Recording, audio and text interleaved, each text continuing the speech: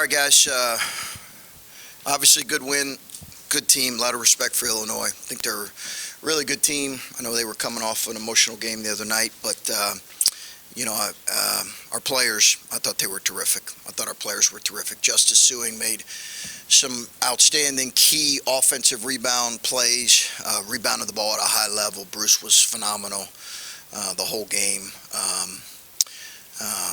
There's a number of guys I could mention. I thought our versatility with Gene and Ice was really good. Players win games. Those guys stepped up and did a great job. So, quick turnaround here for our next one. Chris, after you guys beat Iowa, you said you needed that win like your next breath. And it's been a rough stretch since then. How badly, I know it's just one game, but how badly did you need this?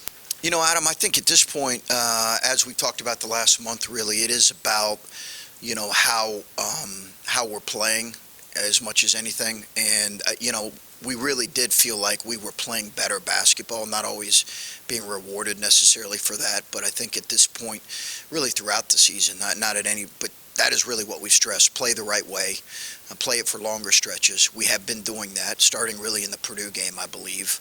I thought we had some really good stretches of play there. Can we extend those minutes of quality play for longer stretches? I thought we did that, and I thought we did it the other night as well. We felt the dividends, obviously, the rewards of it with the win here.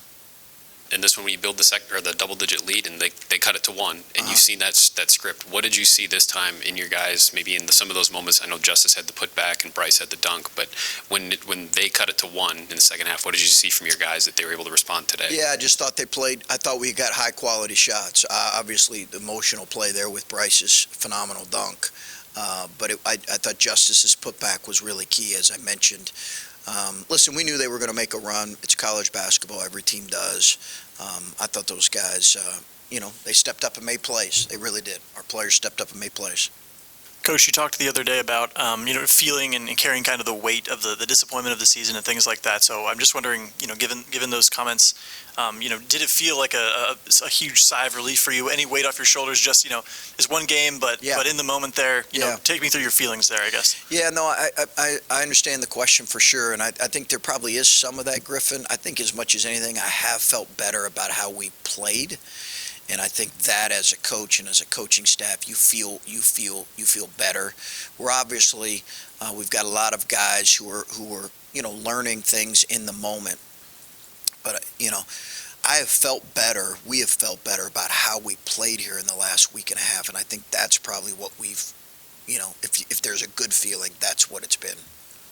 Maybe Gene's best game of the season. Mm-hmm. 9 points. A lot of good, defensive plays and things like that. Talk about what he brought to the table today. I thought Gene was great. It's interesting with how we're playing with without Zed and we're a little bit faster and we're a little more versatile. And Isaac and Gene really fight in there. They really fight in there. And we thought we'd see Danger more. I wish I could have played Felix more. It was just they went with a bunch of forwards, so it was hard to get him in there longer. What's the teaching point you take out of this with the guys? I think, you do not know when there will be any type of breakthrough when you're going through a stretch like this. So I think the teaching point is and has been that should not change our preparation, our togetherness, and our ability to play the right way for longer stretches. And that's really been what we've preached. And if we didn't have a breakthrough today, but we played for longer stretches the right way, then that was going to be the conversation in the postgame. And I think that has to continue to be the case the rest of the season. What's your happiest, most confident coming out of this? If you had to pick like sort of one thing, maybe different, hasn't been there before. I would say a lot of things. Maybe our response in terms of quality possessions when they made a run. Quality possessions. I didn't think we took a ton of bad shots. I thought we were really tied together offensively. I thought we forced them into tough looks. They're lethal in transition. They're really fast. So I thought we were able to eliminate some of probably that would be the thing that I'm most proud of. You mentioned Justice offensive rebounding, but defensive glass-wise, you guys were probably maybe the best you've been all season. What do you think of that in that department? Was it a breakthrough? Enormous key. They're the second best offensive rebounding team in the league. They have guys off the bench who are really committed to offensive rebounding. It was a huge key. I mean, players will tell you, we drilled at home for 2 days, and we had a really physical practice yesterday because of how good they are on the glass. It was an enormous key, and they did a good job with it. Isaac, didn't take a shot today, but that's not really his game. Defensively, what do you think from him limiting Terrence Shannon Jr.? I thought he was great. He made him work. Shannon's a terrific player, terrific. He and Mayer are phenomenal. They can get shots at any time. I thought they're really, really good. And I just think Ice did what Ice does. He just made them work. And, again, it's a unique lineup that you can throw out there because he might be playing some of the five offensively, but he's guarding their 6'7" point guard. So it's just a unique versatility. You mentioned growth as the standard you wanted to see. There's growth and then there's confirmation of growth. And everybody wants to win, but the necessity of winning to getting them to see that what you're preaching is really important. Yes, for sure. For sure. I think they needed this in the final stretch, sometimes even more than coaches, because coaches are evaluating the quality of possessions.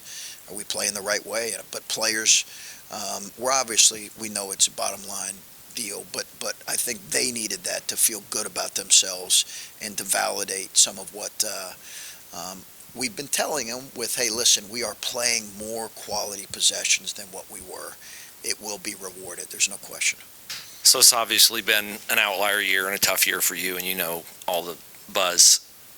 What no one's asked you is, are you committed to staying here? Because your name's coming up for other jobs, which typically that happens when you're having a great year or you're an up-and-coming guy, like your name from Gardner-Webb. And so, I guess I'm asking you to speak to your level of commitment here. If they want you, do you want them? And Gene has been very supportive of you here. But when your name comes up for Mississippi and Notre Dame and other things, are you prepared to say, no, I'm here, or are you not? Yes, absolutely. I love it here. I love it here, and Gene and I have been very open about our plan in terms of, moving forward and what our plan was after last year with somewhat of a rebuild roster, what that was going to look like, how young we were going to be, our commitment to playing young guys, to backing that up with another young class. It's a little bit hard to do sometimes when you're going into year 6 and you're saying, okay, hey, we're gonna philosophically look at how we want to build this thing to give us maybe our greatest potential as a program. But I think we have played our young guys. We have another good class coming, and there is some real excitement in that amidst the tremendous disappointment with how some things have gone. Absolutely. Coach, I know you say that everything's been about just getting better, and you've seen a lot of growth, but just topic level, when you see the smiles after the game, when you see the tweet of them finally singing again, how, I guess, just happy are you for the guys that you're back in the win column? It's the best thing about it. It's the best thing about it. It's the best thing about it. It's that and seeing my wife happy and my daughter. Yeah. That's the best thing about it. Yeah, it's the best thing about it, seeing those guys smile, seeing them really enjoy, have fun playing today, enjoy the moment, enjoy the, fun plays that happen in the midst of the game. That's the best thing about it. Yeah. In college basketball, there's so many games. You can almost take wins for granted. I mean, there are a lot of times we come in here in the middle of December and you guys win a game and we say, okay, up next, how do you get ready for them? Do you think at any point throughout this season this has made you appreciate wins more and maybe appreciate moments like what we saw in the shot tonight? This year, no question. This year has, for sure. It's been a different year than, what I've experienced. So there's no question. You enjoy these moments more. The job is to win the game. Yes. But at the same time, you've got to kind of take a big picture approach to what you're trying to accomplish here. Yep. So you've got a freshman who's a scorer, but his defense is a little, suspect at times. How do you balance that? Because you've got to win the game. That's the thing. But if you let that go, that can leak into bad stuff. It can. And it's a really delicate balance. If you ask coaches, they'll tell you that's one of the hardest things to do in today's climate of college basketball. You know, our job is to coach him and to hold him accountable. He's also not ready to play a perfect defense or, for that matter, offensive game. So there has to be some room to grow as long as he remains coachable and willing to learn. But he needs to all of our guys need to continue to be coached, but I'm assuming you're speaking of Bryce. Tremendous gifts, but they're also, right, there are two ends. What I've really appreciated about Bryce is he has maintained a high level of coachability in the midst of, maybe some stretches where we had to go with a group that was just defending a little bit better. And I thought his response today was really good. And I think coaches will tell you it's one of the hardest things for us to figure out at times. It seemed like the attention to detail defensively, especially in the first half, they could not get to the rim. They couldn't get into the lane. What was it that in the game plan that enabled you to have that kind of performance when you have struggled the way you have defensively? Yeah, Adam, I think the thing with these guys is they're going to shoot a lot of threes, and they can be very streaky. That's the dangerous thing. But they also, their percentages haven't been great, but they are going to shoot a lot of threes. So we understood that, but we wanted to be, appropriately in our gaps and help where we could. And I think our attention to detail was good. We talked to Justice and Bruce, and they both have shared varying viewpoints on just how tough of a stretch this has been. And obviously, one's at the beginning of his tenure, one's at the end of his tenure. What is it like, or how have you seen the two of them in their different viewpoints battle through this and try to find a better ending? Good. I really liked Justice's mindset in the last week or so. And coming off of the Purdue game, I've really liked his mindset. And Bruce has just been so steady for the last year, but certainly the last 6 weeks. He's just been really steady. Bruce, he played maybe his best half of basketball in the first half today, but in the second half, it looked like Illinois was making a more conceited effort to limit Bruce from getting closer to the basket. I think they might have threw Sincere Harris at him. Yeah. But then Bruce, in the final 5 minutes, he finally gets his first bucket of the second half in the final 5 minutes. Yep. Can you just talk about his second half and maybe a little bit tougher in the second half, but the patience of him to come through in the final 5 minutes? Yeah, I felt like he answered the bell every time we needed a bucket. I thought his AM1 was critical, created a little more distance. It was a really tough drive. And they were trying to ice it at times and then weak it at other times and crawl up into him. So we had to change our angle of our ball screen a little bit in the middle of the floor. He's gotten better at navigating that as he's seen under coverage or a hedge or an ice or a weak. He's gotten better at that, at finishing. He shot one behind it today when they went under or when they were late to extend. So he was just really good in the middle of the floor. You can't run ball screens against these guys because they keep it on the side and they ice it. You can't do it on the side, but you can do it in the middle, and I thought that was effective for us. Of all the freshmen that you've coached, him compared to the freshmen, just his steadiness and the fact that he was able to maybe wipe away those 15 minutes where he was struggling and couldn't get shots, and the fact that he was able to do that in the final few minutes. Malachi was incredibly poised too. Incredibly poised. We know that. I mean, how many times did he help us finish games last year? The Indiana game here, so he was incredibly poised. I think with Bruce, we haven't had a point guard like this where he's so much the focal point of what we do on both ends since we've been here. But his maturity, I think, and his talent and his ability and his toughness and his intangibles make him really special.